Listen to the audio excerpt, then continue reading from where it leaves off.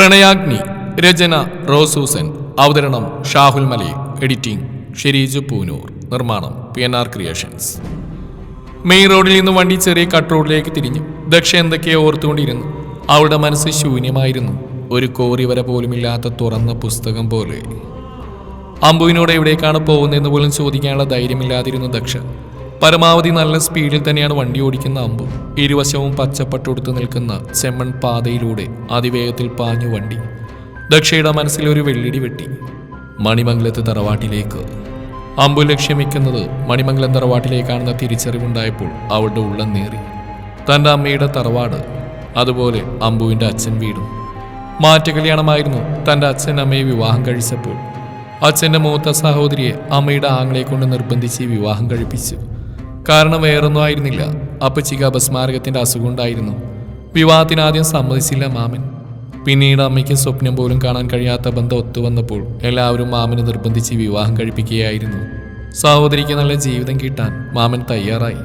മാത്രമല്ല, അപ്പച്ചിയോട് സംസാരിച്ചപ്പോൾ മാമൻ്റെ മനസ്സ് മാറുകയായിരുന്നു എന്നതാണ് സത്യം. അസുഖം ആരും അറിഞ്ഞു വരുത്തുന്ന ഒന്നല്ലല്ലോ. അപ്പച്ചി സ്ഥിരമായിട്ട് മരുന്ന് കഴിക്കാറുണ്ട്. നല്ല സ്നേഹവും പെരുമാറ്റവുമാണ്. ആര് കണ്ടാലും നോക്കിപ്പോവും. മാമൻ്റെയും അമ്മയുടെയും ഒരേ ദിവസമായിരുന്നു വിവാഹം. മാമനെ വിവാഹം കഴിച്ചപ്പോൾ ലോകത്തിലെ ഏറ്റവും ഭാഗ്യവതിയാണ് താനെന്ന് തോന്നും വിധത്തിലായിരുന്നു അവരുടെ ജീവിതം. സ്കൂളിലെ അധ്യാപകനായിരുന്നു മാമൻ. ആ സന്തോഷത്തിനധികം ആയുസ്സുണ്ടായിരുന്നില്ല. ഡോക്ടർ വിശേഷമുണ്ടാവരുതെന്ന് പ്രത്യേകം പറഞ്ഞിരുന്നു. ഈശ്വരന്മാർ തീരുമാനിക്കുന്നത് മറ്റൊന്നാണ്. കുഞ്ഞിനെ കളയാൻ എല്ലാവരും അപ്പച്ചിയെ നിർബന്ധിച്ചു. പക്ഷെ അപ്പച്ചി സമ്മതിച്ചില്ല. അമ്പുവിനെ പ്രസവിക്കാൻ തന്നെ തീരുമാനിച്ചു. പ്രസവത്തിലാണ് അപ്പച്ചി മരിക്കുന്നത്. അപ്പച്ചിയുടെ മരണം അച്ഛനെ വല്ലാതെ തകർത്തു. അപ്പച്ചിയുടെ മരണത്തിന് കാരണം അമ്മയുടെ വീട്ടുകാരാണെന്ന ചിന്ത അവരെ വെറുക്കാൻ ഇടയാക്കി.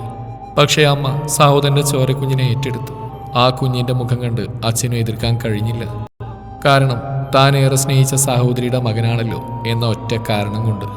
അമ്പുവിന് 2 വയസ്സുള്ളപ്പോഴാണ് തൻ്റെ ജനനം. ഒരു കുഞ്ഞ് വേണമെന്ന് അമ്മ ആഗ്രഹിച്ചിട്ടേ ഇല്ലായിരുന്നു. കാരണം അമ്പു ഒറ്റപ്പെട്ടു പോകുമെന്ന് കരുതിക്കൊണ്ട്. താൻ ജനിച്ചതോടെ അച്ഛൻ്റെ സ്വഭാവത്തിൽ പ്രകടമായ മാറ്റം അമ്മയെ വേദനിപ്പിച്ചു. അമ്മയെ തറവാട്ടിലേക്ക് പോകുന്ന വിലക്കി അച്ഛൻ. കാരണം മാമൻ മറ്റൊരു വിവാഹം കഴിച്ചതായിരുന്നു. തൻ്റെ സഹോദരിയുടെ മകനെ രണ്ടാനമ്മ നോക്കേണ്ട എന്ന വാശിയും. കൂട്ടുകൂടി ബിസിനസ് നടത്തിയ അച്ഛൻ ഉയരങ്ങളിൽ നിന്ന് ഉയരങ്ങളിലേക്ക് ചേക്കേറി. നാട്ടിലും വിദേശത്തും കോടികൾ കൊയ്യുന്ന കമ്പനികൾ. അച്ചാച്ചൻ ചെറുപ്പത്തിലെ മരിച്ചതായിരുന്നു.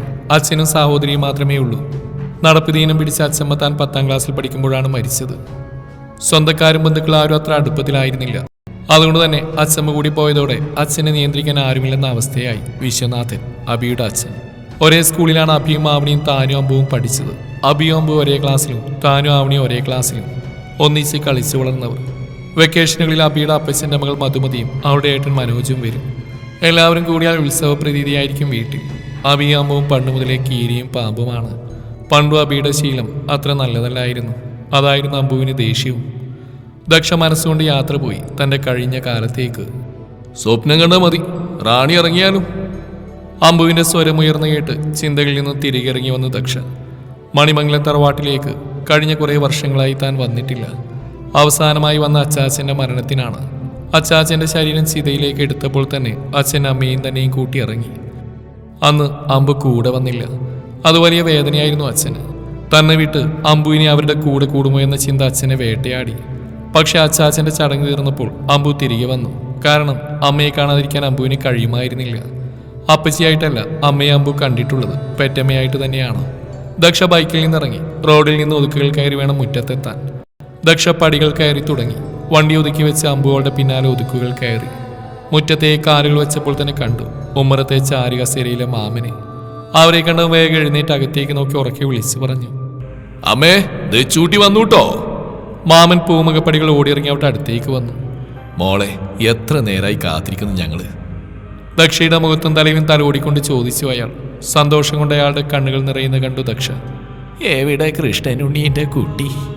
കൃഷ്ണ ഗുരുവായൂരപ്പ, എൻ്റെ പ്രാർത്ഥന കേട്ടല്ലോ ഭഗവാനെ. ഒടുവിൽ എൻ്റെ കുട്ടിക്ക് നല്ല ബുദ്ധി കൊടുത്തല്ലോ. ആരും തുണയില്ലാതെ ചന്ദ്രോദയത്തിൽ നിൽക്കുന്നതിനേക്കാൾ എന്തുകൊണ്ടും നല്ലത് ഇവിടെ എൻ്റെ കൺവെട്ടത്ത് നിൽക്കുന്നത് തന്നെയാ. എൻ്റെ കൃഷ്ണമോളുടെ ആത്മാവിനിപ്പോൾ ശാന്തി കിട്ടി കാണും. പറഞ്ഞുകൊണ്ട് അമ്മമ്മ ദക്ഷയെ കെട്ടിപ്പിടിച്ചു. മനസ്സിലൊരു കുളിർക്കാറ്റ് വീശുന്ന പോലെ തോന്നി അവൾക്ക്. ശരിക്കും ഒറ്റപ്പെട്ടുപോയ തനിക്ക് ബന്ധുക്കളെല്ലാം തിരിച്ച് കിട്ടിയിരിക്കുന്നു. അവൾക്ക് പിന്നിൽ നിന്ന് അമ്പുവിൻ്റെ മുഖത്ത് പുഞ്ചിരി വിരിഞ്ഞു. എവിടെ എൻ്റെ ദേവേട്ടൻ? ചോദിച്ചുകൊണ്ടൊരു പാവാടക്കാരി ഒതുക്കുകൾ കയറി ഓടി വന്നു. അമ്പുവിന്റെ സഹോദരി ദേവനന്ദ എന്ന നന്ദു. ദക്ഷയുടെ മുഖത്തും തലയിലും തലോടിക്കൊണ്ട് ചോദിച്ചു അയാൾ. എന്താ നീ ദേവനെ ചോദിക്കുന്നത്? ഇവിടെ ചേച്ചി നിൽക്കുന്നുണ്ടില്ലേ? അച്ഛന്റെ ചോദ്യം കേട്ട് അവളുടെ മുഖമൊന്ന് ചുവന്നു. ആരുടെ ചേച്ചി? ഇവരുടെ ചേച്ചിയൊന്നല്ല. ആയിരുന്നെങ്കിൽ ദേവേണ്ണ ആരെങ്കിലും എന്തെങ്കിലും പറഞ്ഞു എന്ന് വെച്ച് തെറ്റിദ്ധരിക്കോ? വന്നിരിക്കുന്നു ഇപ്പൊ പുതിയ ബന്ധുവായിട്ട്. എന്റെ ദേവേണ്ണെ വേദനിപ്പിച്ചവരെ ഞാനും വേദനിപ്പിക്കും. ദേവനന്ദ വാക്കുകൾ കടുപ്പിച്ചുകൊണ്ട് പറഞ്ഞു. നന്ദു വേണ്ട, നീ ആരോടും കണക്ക് ചോദിക്കാനും പറയാനും നിൽക്കണ്ട. അതൊക്കെ എന്ത് വേണമെന്ന് എനിക്കറിയാം. ഞാൻ പോയിട്ട് വരാം. അമ്പു പറഞ്ഞുകൊണ്ട് എല്ലാവരെയും നോക്കി. മോനെ കഴിച്ചിട്ട് പോവാം. ഇതുവരെ എല്ലാവരും നിങ്ങളെ കാത്തിരിക്കായിരുന്നു. എന്താ ഇത്ര ധൃതി? എല്ലാം കേട്ട് പൂമുഖത്ത് നിൽക്കാനും ദേവനന്ദയുടെ അമ്മ ചോദിച്ചു. വേണ്ട, പോയിട്ട് അത്യാവശ്യമായിട്ട് ഒരാളെ കാണാനുണ്ട്. ചില കണക്കുകൾ അവസാനിപ്പിക്കാനും. ഞാൻ വരും.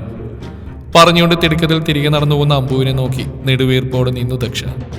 അഭി ഭ്രാന്തി പിടിച്ച അവസ്ഥയിലായിരുന്നു. ഹോട്ടലിന് പുറത്തെടുത്തിയ കാറിൽ കയറിയിരുന്ന് തല ഇരുവശത്തേക്കും വെട്ടിച്ച് അഭി സ്റ്റിയറിംഗിൽ കൈകൊണ്ട് ആഞ്ഞടിച്ചു. നാശം പിടിച്ചവൻ കറക്റ്റ് ടൈമിലെത്തി പ്ലാനിങ് നശിപ്പിക്കാൻ. അച്ഛനോട് ഇനി എന്തു പറയും? ആരും അറിയാതെ ഭൂമുഖത്തുനിന്ന് അവളെ തുടച്ചു മാറ്റി സ്വത്തുക്കളും കൈക്കലാക്കി എവിടെയെങ്കിലും പോവാന്ന് കരുതിയിരുന്നാ. എല്ലാം നശിപ്പിച്ചു. ഇനി ദക്ഷയെ കയ്യിൽ കിട്ടി എളുപ്പത്തിൽ നടക്കില്ല. അവനെ ഇല്ലാതാക്കണം. അഗ്നിദേവ് അമ്പാടിയെ തന്റെ വഴി മുടക്കാൻ ഇനി അവൻ വരരുത്.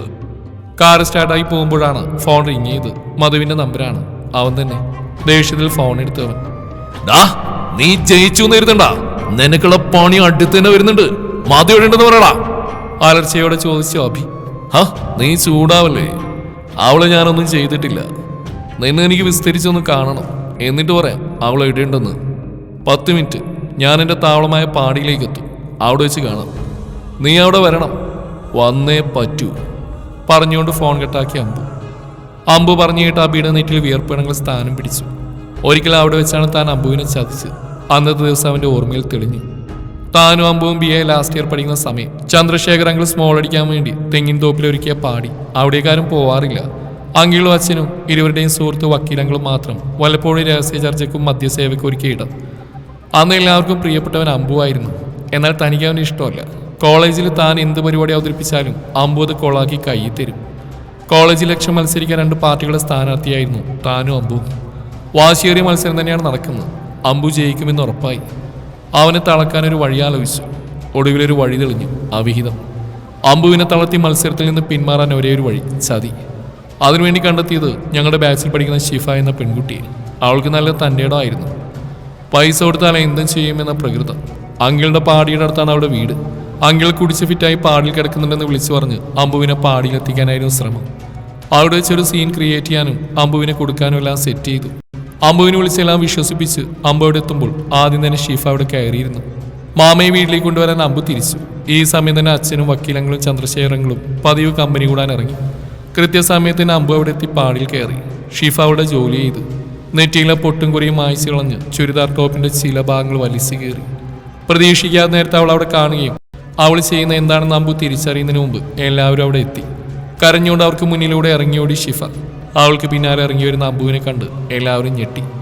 അമ്പു എന്തൊക്കെയോ പറയാൻ ശ്രമിച്ചെങ്കിലും ആരും അവനെ കേൾക്കാൻ തയ്യാറായില്ല. മാത്രമല്ല ആദ്യമായിട്ട് ചന്ദ്രശേഖരങ്ങൾ അവനെ തള്ളി. മാത്രമല്ല ഇനി ആളുടെ വീട്ടിലേക്ക് കയറി പോരുതെന്ന് വിലക്കുകയും ചെയ്തു. ആരും അവനെ കേൾക്കാൻ തയ്യാറായില്ല. അവൻ്റെ പോറ്റമ്മ വരെ. താൻ ലാളിച്ചു വളർത്തിയ മകൻ ഒരു പെൺകുട്ടിയെ പീഡിപ്പിക്കാൻ ശ്രമിച്ചു എന്ന് അമ്മയ്ക്ക് ഉൾക്കൊള്ളാൻ കഴിഞ്ഞില്ല. പ്രതീക്ഷ പോലെ തന്നെ നടന്നു. അമ്പു വീട്ടിൽ നിന്ന് പുറത്തായി. പിന്നീട് കോളേജിൽ വന്നുമില്ല. ആഗ്രഹിച്ച പോലെയെല്ലാം നടന്നു. പക്ഷെ അവൻ അപമാനഭാരത്താൽ നാട് വിട്ടുപോയെന്ന് കരുതിയത് തെറ്റി. അവനെ കൈമള മാഷ് കൂടെ നിർത്തി. മാഷിക്ക് അത്രയ്ക്കും വിശ്വാസമുള്ള സ്റ്റുഡൻ്റ് ആയിരുന്നു അമ്പു. മാഷ് നടത്തി വന്ന കേബിൾ ടിവിയുടെ വർക്ക് ഏറ്റെടുത്ത് അമ്പു കവലയിൽ തന്നെ കൂടി. എല്ലാവരുടെയും കൺമുമ്പിൽ തന്നെ. കോളേജിൽ പോകുമ്പോഴും വരുമ്പോഴും അവൻ്റെ മുഖം കണ്ടിട്ട് തന്നെ വേണം പോവാൻ. തൻ്റെ നിരപരാധിത്വം തെളിയിക്കാൻ അമ്പു തീരുമാനിച്ചു. ഷിഫയെ ശരിക്കും പീഡിപ്പിക്കാൻ ചെന്നു അവൻ. അവൾ പേടിച്ചിട്ട് എല്ലാം താൻ പറഞ്ഞിട്ട് ചെയ്ത എന്ന് എല്ലാവരുടെ മുമ്പിലും വെളിപ്പെടുത്തി. അതോടെ ദക്ഷയടക്കം എല്ലാവരും തന്നെ വെറുത്തു. ഈ സമയത്ത് തന്നെയാണ് വിദേശത്ത് നടത്തുന്ന ബിസിനസ് സംബന്ധമായി അച്ഛനും അങ്കിലും തമ്മിൽ വാക്കർക്കം ഉണ്ടായത്. അതോടെ ആ സൗഹൃദം അണഞ്ഞുപോയി. പിന്നെ അച്ഛൻ നടത്തിയ കാശിന്റെ തിരിമറികൾ അങ്കിൾ കണ്ടുപിടിച്ചു. അങ്കിളുടെ പാർട്ണർഷിപ്പിൽ നിന്ന് അച്ഛനോട് ഒഴിയാൻ പറയുകയും ചെയ്തു. നഷ്ടങ്ങളുടെ കണക്കെടുത്തപ്പോൾ അച്ഛൻ തന്നെ അങ്കിളിന് ടിക്കറ്റ് എടുത്തു കൊടുത്തു. അങ്കിളിനെ ഉദ്ദേശിച്ച് മാത്രമാണ് ചെയ്തെങ്കിലും കൃഷ്ണ ആൻറ്റി അതിൽ പെട്ടുപോയി.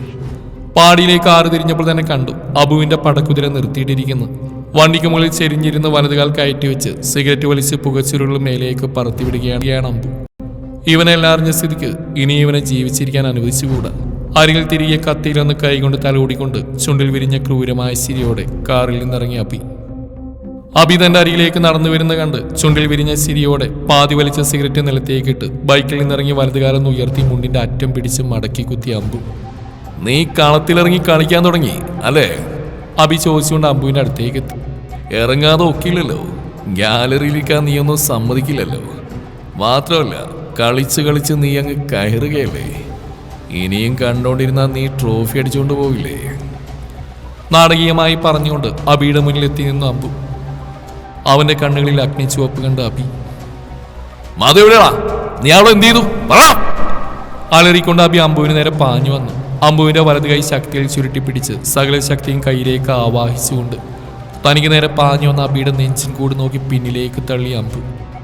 അവന്റെ ശക്തിയിൽ അബി പിന്നിലേക്ക് വേച്ച് പോയി. ബാലൻസ് ചെയ്ത് വീഴാൻ നിന്നു. അവന്റെ അരികിലേക്ക് വന്ന് കോളറിൽ ഇരു കൈകളും കൊണ്ട് കുത്തിപ്പിടിച്ചു അമ്പു. കഴുത്തിനെ കുത്തിപ്പിടിച്ച അവന്റെ കൈകൾക്ക് കാരിരുമ്പിന്റെ ശക്തിയാണെന്ന് തിരിച്ചറിഞ്ഞു അബി. നീ പണ്ട് കളിച്ച കളിയുടെ മുറിവ് ഇപ്പോഴും എന്റെ ഉള്ളിൽ ഉണങ്ങാതെ കിടപ്പുണ്ട്. മുറിവുകൾ തുന്നിയടച്ചാൽ അവിടെ ഒരു തടിപ്പായി അവശേഷിക്കും. കാലെത്ര കഴിഞ്ഞാലും ഒരിക്കൽ നീ കളിച്ച കളിയിൽ എല്ലാം നഷ്ടപ്പെട്ട് നിന്നുപോയനാണ് ഞാൻ. ചുറ്റുള്ളവരാരും എന്നെ മനസ്സിലാക്കിയില്ല. സ്വന്തമെന്ന് കരുതി എല്ലാവരും മുമ്പിൽ തെറ്റുകാരനായി ഞാൻ. അതൊക്കെ കഴിഞ്ഞ കഥ. ഇപ്പൊ നീ തുടങ്ങി വെച്ച പുതിയ കഥ. ഇതിൽ പിടിച്ചങ്ങ് കയറുക ഞാൻ. കാരണം പന്തിപ്പ് എന്റെ കോർട്ടിലാ. അതായത് ദക്ഷ നിന്നിലെ ചെകുത്താനെ തിരിച്ചറിഞ്ഞു കഴിഞ്ഞു. ഈ ഒരു അവസരത്തിന് വേണ്ടി കാത്തിരിക്കായിരുന്നു ഞാൻ ഇതുവരെ. ഇനി നീ ഓടും എന്റെ പുറകെ. അതുമാത്രമല്ല ചില സംശയങ്ങൾ കൂടി ഉത്തരം കണ്ടുപിടിക്കാനുണ്ട് എനിക്ക്. എല്ലാത്തിനുള്ള ഉത്തരം കിട്ടിക്കഴിഞ്ഞാ ഞാനൊരു വരവങ്ങ് വരും നിന്റെ കോട്ടയിലേക്ക്, വിശ്വനാഥന്റെ വിശ്വമന്ദിരത്തിലേക്ക്. അഗ്നിദേവ് അമ്പാടിയുടെ മുഖം ദേഷ്യം കൊണ്ട് സൂര്യനെ പോലെ ചുവന്നു. അബിയുടെ കോളിൽ മുറുകി അമ്പാടിയുടെ കൈയുടെ ശക്തി കൂടി വന്നു. തനിക്ക് ശ്വാസമെടുക്കാൻ കഴിയുന്നില്ലെന്നതും തിരിച്ചറിഞ്ഞപ്പോൾ അബി അമ്പുവിനെ ഇരു കൈകൾ കൊണ്ടും പിന്നിലേക്ക് തള്ളി. പിന്നിലേക്ക് ഒരടി നീങ്ങിയെങ്കിലും അവന്റെ കൈ അയഞ്ഞിരുന്നില്ല. അബിയുടെ ശബ്ദം പുറത്തേക്ക് വന്നില്ല. കണ്ണുകൾ പുറത്തേക്ക് തള്ളി അബിയുടെ. അത് കണ്ടപ്പോൾ അമ്പുവിന്റെ കൈയൊന്ന് അയഞ്ഞു. ആ നിമിഷം അബി കുടഞ്ഞു നീങ്ങി അരികിൽ തിരികെ കത്തിയെടുത്ത് വീശി. പ്രതീക്ഷിക്കാത്ത ആക്രമണമായതുകൊണ്ട് അമ്പു ഒരു നിമിഷം ഒന്ന് പതറിപ്പോയി. ആ ഒരു നിമിഷം മതിയായിരുന്നു അബിക്ക്. അബുവിന്റെ ഇടനെഞ്ചിന് താഴേക്ക് കത്തിമുന തുളച്ച് കയറി. ഒരു മരവിപ്പ് മാത്രമായിരുന്നു അമ്പുവിന് തോന്നിയത്. അടുത്ത നിമിഷം തന്നെ അമ്പുവിന്റെ വലതുകാലം ഉയർന്നു പൊങ്ങി. അബിയുടെ നാഭി ലക്ഷ്യമാക്കിക്കൊണ്ട് അടിവയറിൽ അമർത്തി പിടിച്ചുകൊണ്ട് അവൻ നിലത്തേക്കിരുന്നു. മുടിക്ക് കുത്തിപ്പിടിച്ച് അമ്പു അവന്റെ മുഖത്തിടിച്ച്. മതമിളകിയ ആനയെ പോലെ അബിയെ മെതിച്ച് അമ്പു. അടിയും ഇടിയും കൊണ്ട് മൂക്കിൽ നിന്നും വായിൽ നിന്ന് രക്തമൊഴുകി നിലത്തേക്ക് വീണു അബി. അപ്പോഴേക്ക് ഒരു കാർ വന്ന് ബ്രേക്ക് ഇട്ട് നിന്ന് അവിടെ. എടാ അമ്പു! കാറിൽ നിന്നിറങ്ങി ഒരുത്തൻ ഓടി വന്നു. അപ്പോഴേക്കും കത്തി അവിടെ തന്നെ തറഞ്ഞു നിന്നു. അമ്പു ബൈക്കിൽ ചാരിന്ന് കിതച്ചു. ഹരി, ചതിച്ചോ മഹാദേവ! അമ്പുവിന്റെ നെഞ്ചിൽ തറഞ്ഞു നിൽക്കുന്ന കത്തിയുണ്ട് ഭയന്നുകൊണ്ട് വിളിച്ചു ഹരി. ഡാ നീ നോക്കി നിൽക്കാൻ ഇതൊന്ന് വലിച്ചൂരടാ! അമ്പുവിന്റെ ഗർജന ശബ്ദം മുഴങ്ങി അവിടെ.